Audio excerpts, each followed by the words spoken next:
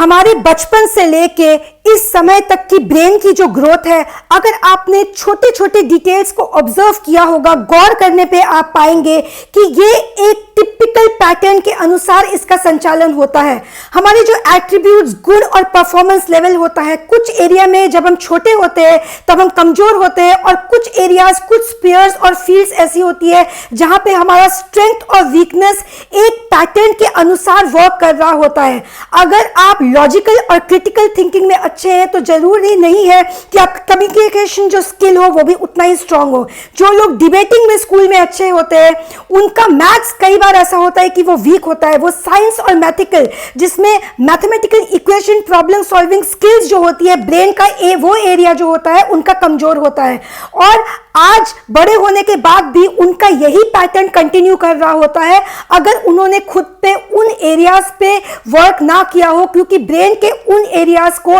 ज्यादा वर्क करने की आवश्यकता पड़ती है। ये जो कुछ एरियाज में आप अच्छे होते हैं और कुछ में आप कमजोर होते हैं, अपनी स्कूल लाइफ, उसके बाद स्टूडेंट लाइफ, उसके बाद जो मिडिल एज, आपकी जो वर्क फील्ड, जो वर्क एक्सपीरियंस जो आपका होता है, ऑफिस में जिस तरीके से आप परफॉर्मेंस कर रहे होते हैं, तो उस परफॉर्मेंस लेवल में आपके प्रेजेंटेशन देने की स्किल्स होती है, आपके जो क्लाइंट को कन्विंसिंग स्किल्स होती है, कन्विंसिंग प्रेजेंटेशन परफॉर्म करने की जो एबिलिटी होती है। और वहीं आपका बिगड़ता पारिवारिक रिश्ता, अगर आप प्रॉब्लम सॉल्विंग में बहुत ज्यादा अच्छे हैं ऑफिस में, तो कुछ लोग ऐसे होते हैं कि पारिवारिक रिश्तों में वो कमजोर होते हैं और बहुत ज्यादा फैमिली में अपनी वो डे टू डे लाइफ में अपनी बातों को समझाने में, कन्वे करने में और अपने विचारों को एक्सप्रेस करने में वो कहीं ना कहीं तंग पड़ जाते हैं। और जिनके पारिवारिक रिश्ते बहुत अच्छे होते हैं, कहीं ना कहीं वो दूसरे जो स्पीयर्स है वो अपने ऑफिस में परफॉर्मेंस में कहीं ना कहीं लैक कर रहे होते हैं। ये जो एक एरिया में कमजोरी और एक दूसरे एरिया में आपकी ताकत, जिसे हम स्ट्रेंथ एंड वीकनेस का एनालिसिस कहते हैं, ये ताकत और कमजोरी का जो एरिया होता है, ये कौन संचालन कर रहा होता है, इसका जिम्मेदार कौन होता है, ये हमारे जो होलिस्टिक ब्रेन है, मेन हाइपोथैलेमस का जो रीजन होता है, जो मेन होलिस्टिक ब्रेन होता है, वो वर्सेस द स्मॉल सब यूनिट ब्रेन्स, इसके बीच का जो तालमेल होता है वो जिम्मेदार होता है हमारे इन गुणों का, हमारे इन स्किल डेवलपमेंट्स का, इन हमारे परफॉर्मेंस एक्टिविटीज का, कि परफॉर्मेंस का जो आउटपुट हम दे पाएंगे वो किस तरीके से, किन एरियाज पे दे पाएंगे। आइए समझते हैं कि ये काम किस तरीके से करता है, इसमें वर्क हम किस तरीके से कर सकते हैं, और वर्क करने के बाद इसमें चेंजेस पाना कितने हद तक और कितने समय में संभव है, कितना समय यह हमारा लेता है, जबकि हम अपने उन एरिया को अपने ब्रेन पे क्या स्वयं वर्क करके इसको सफिशिएंट तौर पे इसका इंप्रूवमेंट जो है वो संभव किस तरीके से है। शुरुआत करते हैं main region of the brain. Main जो हाइपोथैलेमस, जो आपका मेन हेड ऑफिस जिसे ब्रेन का कहते हैं, आपका लेफ्ट हेमिस्फीयर जो आपका बायां रीजन है ब्रेन का, और जो दायां रीजन जो राइट हेमिस्फीयर है ब्रेन का। राइट हेमिस्फीयर जो होता है वो हमारे जो लॉजिकल थिंकिंग और जो क्रिटिकल प्रॉब्लम सॉल्विंग स्किल्स होती है, जैसे आपको मैथमेटिकल इक्वेशन सॉल्व करना हो, जैसे कोई ट्रबल शूटिंग का प्रॉब्लम, आपके ऑफिस में कोई विपत्ति आ पड़ी हो, सेल्स फॉल कर रहा हो, बहुत ज्यादा सप्लाई चेन डिमांड में प्रॉब्लम आ रहा हो, तो इमीडिएट आपको ट्रबल शूटिंग के लिए आपको एक कंक्लूजन मेथड निकालना होता है। उस मेथडोलॉजी के अनुसार आप एक प्रॉब्लम सॉल्विंग, एक क्रिटिकल सिचुएशन को एड्रेस करते हैं। ये ट्रबल शूटिंग की जो स्किल होती है, ये हमारी लॉजिकल थिंकिंग यानी कि राइट हेमिस्फीयर ब्रेन का जो है इसे कंट्रोल कर रहा होता है, इस पे वर्क कर रहा होता है। वही हमारा जो लेफ्ट हैंड साइड है वो हमारे द्वेष, हमारे एंगर और हमारे जो लव इमोशंस होते हैं, जो प्रेम और सहानुभूति की जो इमोशंस, जो भावनाएं हमारे अंदर होती है, उन भावनाओं को संचालन और कंट्रोल कर रहा होता है आपका लेफ्ट हैंड साइड का जो ब्रेन हेमिस्फीयर है। तो उसी तरफ ये जो लेफ्ट हैंड साइड का ब्रेन रीजन है और राइट हैंड साइड का, इनके बीच का जो संतुलन है वो निर्भर करता है जो छोटे छोटे सब ब्रेन्स होते हैं। जी हाँ, इसके अलावा ये जो मेन ब्रेन्स का जो हेड ऑफिस हुआ, इसके ठीक नीचे, मतलब ऊपर से लेकर नीचे तक हमारी जितनी बॉडी की फंक्शंस, क्रियाएं हो रही है,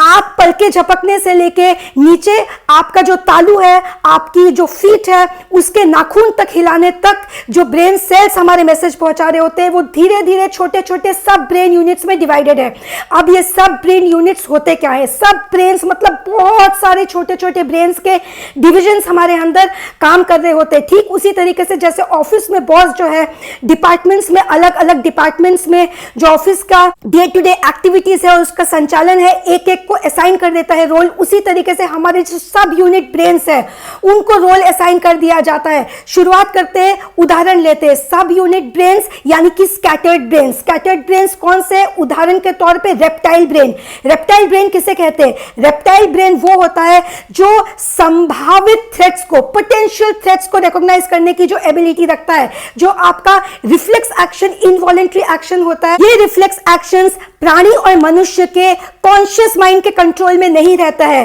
अनैच्छिक प्रतिवर्त क्रिया, ये अनैच्छिक प्रतिवर्त क्रिया वो इनवॉलेंट्री रिफ्लेक्ट एक्शंस होते हैं। ये रिफ्लेक्सेस जैसे आप किसी गर्म पतीले को हाथ लगाए तो झटके से जो हाथ का आपका पीछे जाना, आप किसी जानवर या फिर किसी कीड़े को देख के अगर आपके मुंह से चीख निकल जाए तो ये वो रिफ्लेक्स, ये वो अनैच्छिक प्रतिवर्त क्रिया है जो आपके कॉन्शियस माइंड के जो विल होती है, आपकी जो इच्छा होती है, उसका जो कमांड होगा, उसका जो विल होगा, मतलब आपके इच्छा का वो मोहताज नहीं है। कॉन्शियस माइंड के इच्छा का वो बिल्कुल भी मोहताज नहीं होता है। ये अवैच्छिक प्रतिवर्त क्रिया, ये इनवॉलेंट्री रिफ्लेक्स एक्शन इस तरीके से घटित होता है कि जब तक कॉन्शियस माइंड को ये अवेयर भी होगा कि उसके साथ हुआ क्या है, तब तक आपका जो सबकॉन्शियस होगा वो रेप्टाइल ब्रेन के माध्यम से आपकी सुरक्षा की व्यवस्था कर चुका होता है। ये सेल्फ डिफेंस की जो जिम्मेदारी होती है ये ब्रेन के हेड ऑफिस ने दी हुई होती है, ये जिम्मेदारी रेप्टाइल ब्रेन को, और इसीलिए इसे रेप्टाइल ब्रेन कहते हैं। जो भी आने वाली संभावनाएं, जो भी खतरा है उसको टारगेट करेगी और उसको टारगेट करने के बाद इसके इमीडिएट वर्क करना वो शुरू कर देगी। और ये जो पूरी क्रिया है, ये इतनी सारी क्रिया फ्रैक्शन ऑफ सेकंड या उससे भी, मतलब आपने पलके जो झपकी है, पलके झपकने के बीच में जो अंतरकाल होता है उससे भी कम अंतरकाल में बिल्कुल एक लाइट जिस तरीके से उसकी स्पीड होती है उस स्पीड में ये पूरी क्रिया हो चुकी होती है। वरना सोचिए अगर ये हमारे कॉन्शियस माइंड के अधीन हो और ये वेट करे हमारे कॉन्शियस माइंड के अनुमति के लिए कि उसके परमिशन के लिए गर्म हाथ आपका लग चुका हो, आपका हाथ गर्म पतीले में लग चुका हो या गर्म पानी में आपका हाथ गिर चुका हो, और वो अगर रिएक्शन का वेट करे कि कब आपके कॉन्शियस माइंड को पता चल के आप निकालेंगे तो हाथ तब तक काफी हद तक जल चुका होगा। ये पोटेंशियल थ्रेट को रिकॉग्नाइज करने का और इमीडिएट सेल्फ डिफेंस के एक्शन को इंप्लीमेंट करने की जो क्रिया होती है ये होती है अवैच्छिक प्रतिवर्त क्रिया, जो कि रेप्टाइल ब्रेन के माध्यम से होती है। दूसरा उदाहरण अगर इसका आप लेंगे तो ये होगा मैमल ब्रेन। मैमल ब्रेन वो सब यूनिट होता है ब्रेन का जो हमारे इंटरपर्सनल रिलेशनशिप बिल्डिंग, पीपल से कनेक्ट, हम किस तरीके से लोगों से घुलने मिलने की जो एबिलिटी होती है। कुछ लोग इंट्रोवर्ट होते हैं, कुछ लोग एक्सट्रोवर्ट होते हैं, कुछ लोग बहुत इजीली घुल मिल जाते हैं, कुछ लोग घुलने मिलने में अपना समय लेते हैं। तो ये जो कला, ये जो स्किल होती है मनुष्य के ब्रेन की, ये मैमल्स ब्रेन के ऊपर, ये हेड ऑफिस जो ब्रेन का है उसने ये जिम्मेदारी, ये डिपार्टमेंट दिया होता है कि किस तरीके से हम लोगों से अपना कनेक्ट बना पाएंगे, ये तुम तय करोगे। तो ये जो है मैमल्स ब्रेन, इसको फंक्शन और इसके फंक्शंस को पूरे तरीके से गाइड करती है, एक तरीके से कंट्रोल और संचालन कर रही होती है। सोचने वाली एक बात है,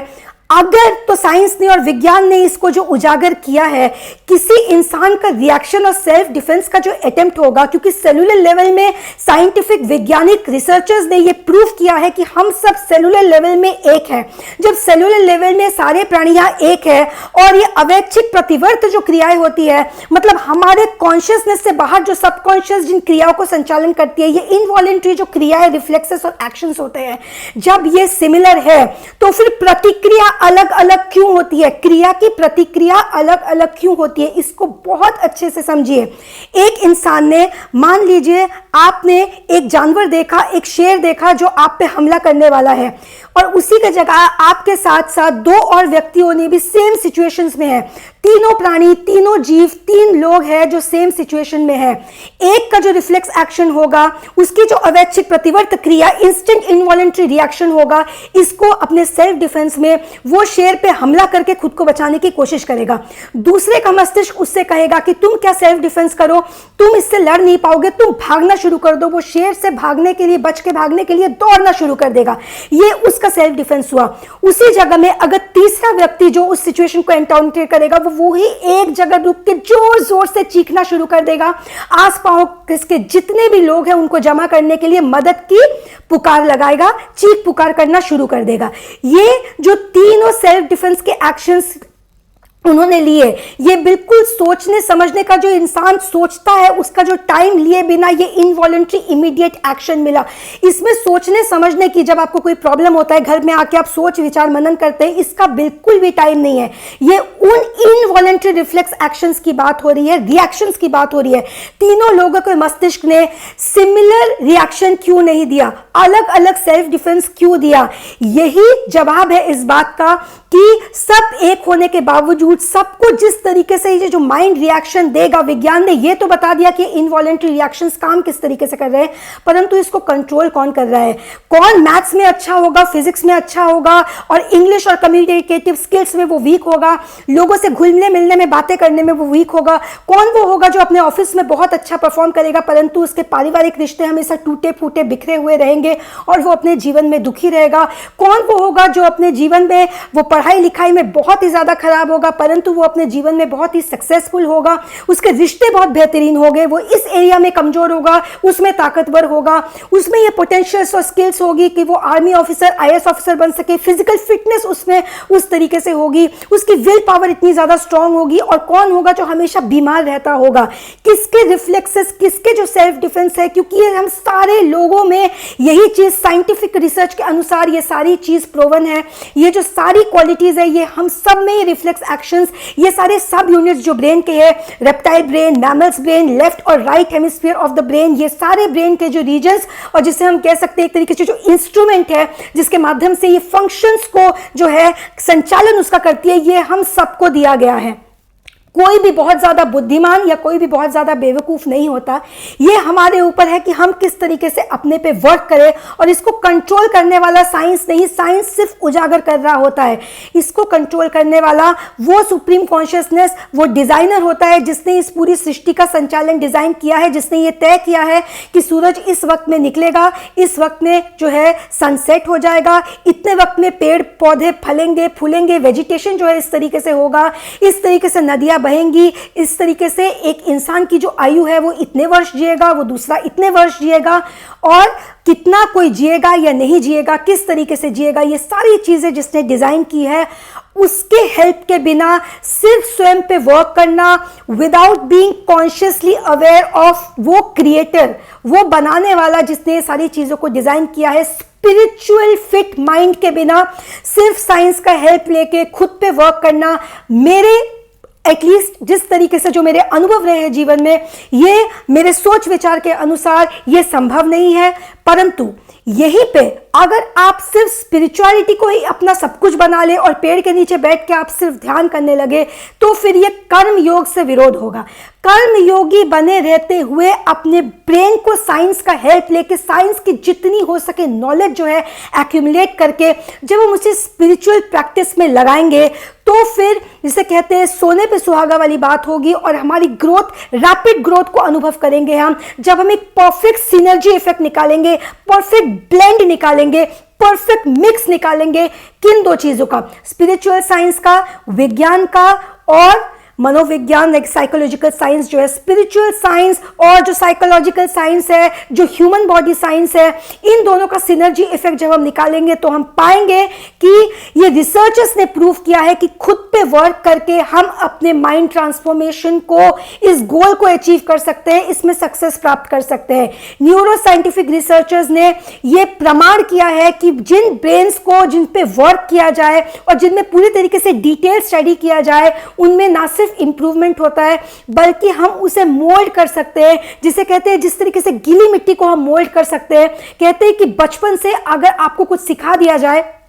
तो माइंड उस तरीके से ट्रेन हो जाता है और बच्चों की सीखने की एबिलिटी बहुत ज़्यादा होती है। और जैसे जैसे इंसान बढ़ता रहता है तो उसकी सीखने की एबिलिटी कम होते जाती है। जो स्किल्स बचपन में, जो माइंड जितना कोरा और रॉ होता है, क्योंकि वो दुनिया में नया नया आया होता है, और जैसे ही आप बढ़ते जाते हैं तो दुनिया में हम उतने ही पुराने होते जाते हैं। 10 वर्ष, 15 वर्ष, 20 वर्ष, 30, 40, 50 साल के आयु तक, उस उम्र तक हम इस दुनिया में 50 साल पुराने हो चुके होते हैं। तो ये दुनियादारी की जो सामाजिक व्यवस्था है, उसकी जो परत है हमारे दिमाग में चढ़ चुकी होती है। केवल यही कारण होता है जिसके वजह से हमारी ग्रोथ जो है वो कम हो गई होती है। अगर हम अपने आप को वापस से बच्चा बना लें, अब साइंटिफिक तौर पे ये कितना पॉसिबल है? बिल्कुल पॉसिबल है, अगर हम उन चीज़ों को अनलर्न कर लें। हम शारीरिक तौर पे खुद को बच्चा भले ही ना बना सकते हो, परंतु हम अपने मस्तिष्क और दिमाग को बच्चा बना सकते हैं। बच्चा यानी रॉ बना सकते हैं, जिसमें समाज की जो बेड़ियां हैं, सामाजिक व्यवस्था की, जिसने कहा है कि आप उड़ नहीं सकते, जिसने कहा है कि आपको खाना खाना है आपको जीने के लिए, जिसने आपको अलग अलग चीजें सिखाई है, जो हमारे ऋषि मुनिया इतने साल पहले सिर्फ पत्तों पे जो है ध्यान तपस्या करके किस तरीके से वो 100-200 वर्ष की तपस्या को जो है पूर्ण रूप से वो कर लेते थे। क्या था? क्या वो इंसान नहीं थे? वो भी इंसान थे। आध्यात्मिक स्तर पे वो बहुत ज़्यादा केपेबल थे। आध्यात्मिक स्तर पे उन्होंने अपने विल पावर को बहुत ज़्यादा स्ट्रॉन्ग कर लिया था, हमारी इच्छा शक्ति को बहुत ज़्यादा स्ट्रॉन्ग कर लिया था। ये जो हमारे ब्रेन के रीजन्स है, जिस तरीके से ये काम कर रही है, उन रीजन्स को उन्होंने बहुत ज़्यादा स्ट्रॉन्ग कर लिया था। तो उनके ब्रेन और उनके सब यूनिट्स जो ब्रेन के थे वो स्कैटर्ड नहीं थे। उनके रेप्टाइल ब्रेन, उनके मैमल ब्रेन, जितने भी सब यूनिट्स है ब्रेन के, और जो हमारे लेफ्ट और राइट हैंड साइड का जो ये तालमेल और बैलेंस है, एक बार वो सही बैठ जाए, जो कि उन ऋषि मुनियों का सही बैठा था। यहाँ तक कि जितने भी जो स्पिरिचुअल प्रैक्टिसेस में जो हमारे एंसेस्टर्स रहे हैं, जितने भी धर्म, जितने भी जो रिलीजन, जितने भी अलग अलग मान्यताओं के जो हमारे एंसेस्टर्स रहे हैं, जो अलग अलग स्पिरिचुअल प्रैक्टिसेस करते रहे हैं, चाहे वो चाइनीज मेडिटेशन हो, बुद्धिस्ट मेडिटेशन हो, हमारे जो योग ऋषियां मुनिया, ये जितने भी जो भी स्पिरिचुअलिटी को जिन्होंने अपना सब कुछ उसमें एक स्पिरिचुअल इन्वेस्टमेंट किया है, अपने बहुत सारे वर्ष लगाए हैं, उन्होंने स्वयं पर अनजाने में ही अपनी इच्छा शक्ति को, अपने विल पावर को इस तरीके से मैनिफेस्ट किया है कि अपने इच्छा शक्ति के बल पे उन्होंने अपनी शारीरिक ग्रोथ और अपने मेंटल ग्रोथ को उस सही अंजाम तक पहुंचाया है, उस ग्रोथ के उस गोल तक पहुंचाया है। क्योंकि हमारा जो अंजाम, जो कॉन्सिक्वेंस होता है, वो अल्टीमेटली हमारी आज की जो क्रियाएं होती है उस पर डिपेंड करता है। अगर स्वयं पे वर्क नहीं करेंगे तो अंजाम फेलियर होगा, अगर हम स्वयं पे वर्क करेंगे तो उसका अंजाम सक्सेस होगा। पर शर्त है कि सही तरीके से खुद पे हम वर्क करें और अपने मन को तैयार करें कि हम स्वयं पे वर्क करके अपने माइंड को, हमारे डिसीजन मेकिंग स्किल्स को, हमारे लाइफ को इंप्रूव करेंगे, तो फिर हमें सक्सेस होने से कोई रोक नहीं सकता। ब्रेड 41 डेज का life changing course, life changing experience, जब मोहताज नहीं तो गुलामी कैसी? ब्रेड।